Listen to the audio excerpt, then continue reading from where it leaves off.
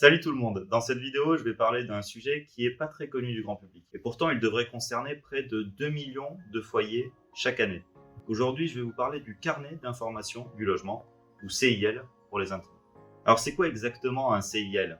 Le CIL est un dispositif introduit dans la loi climat qui a un rôle simple, aider les Français à optimiser l'efficacité énergétique de leur logement. Pour réaliser cet objectif, le CIL va centraliser le maximum d'informations sur votre maison ou sur votre appartement. Certains comparent le carnet d'information à un carnet de santé ou à la carte grise du logement. Mais vous saisissez l'idée. Dans votre CIL, vous allez pouvoir retrouver en fait toutes les infos utiles de votre nid douillet pour mieux l'entretenir, pour réduire son usure également, et puis optimiser vos factures d'énergie sur le long terme. Petite particularité du CIL, il ne vous appartient pas. Il est rattaché au logement et il se transmet entre les propriétaires successifs du logement. Dans le cas d'une vente, par exemple, il figure notamment dans l'acte authentique de vente qui est rédigé par le notaire. L'objectif, en fait, est d'assurer une certaine continuité de l'information pendant tout le cycle de vie de la maison. Lorsque vous allez céder votre logement avec un carnet d'informations bien rempli, si le futur propriétaire veut réaliser des travaux, il pourra par exemple trouver des informations assez utiles dans le carnet d'informations du logement, comme les équipements ou les matériaux qui ont été utilisés.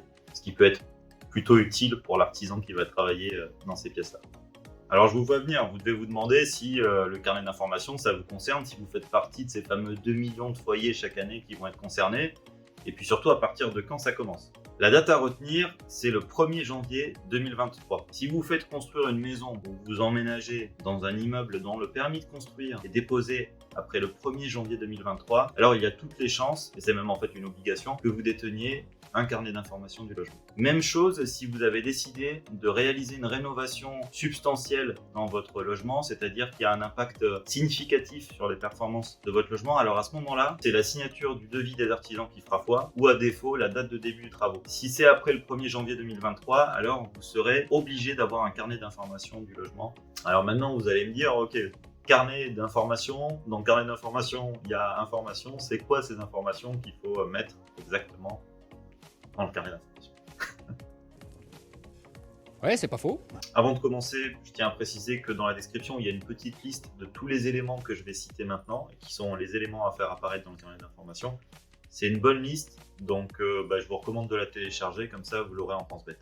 Alors d'abord, dans le carnet d'information, on va trouver tout un tas de documents liés à l'efficacité énergétique du logement. On va d'abord devoir y trouver le DPE du logement, en l'occurrence le DPE neuf lorsqu'il s'agit d'une construction neuve. On va aussi y trouver l'audit énergétique du logement si vous avez dû en faire un pour pouvoir mettre en vente votre bien récemment par exemple. Si vous possédez une chaudière individuelle, les attestations d'entretien devront également y figurer. Dans le cas particulier du logement neuf, vous devrez également trouver un certain nombre de documents. Les plans de surface et les coupes du logement, et aussi les plans, schémas descriptifs des réseaux d'eau, d'électricité, de gaz et d'aération du logement. Ensuite, il faut faire apparaître les notices de fonctionnement, de maintenance et d'entretien des équipements qui ont une incidence directe sur la performance énergétique. Des équipements de climatisation, de chauffage et de ventilation principalement. Enfin, vous pouvez y faire apparaître tout ce qui est attestation de délivrance de labels ou de certification qui prouvent vraiment les qualités énergétiques de votre logement.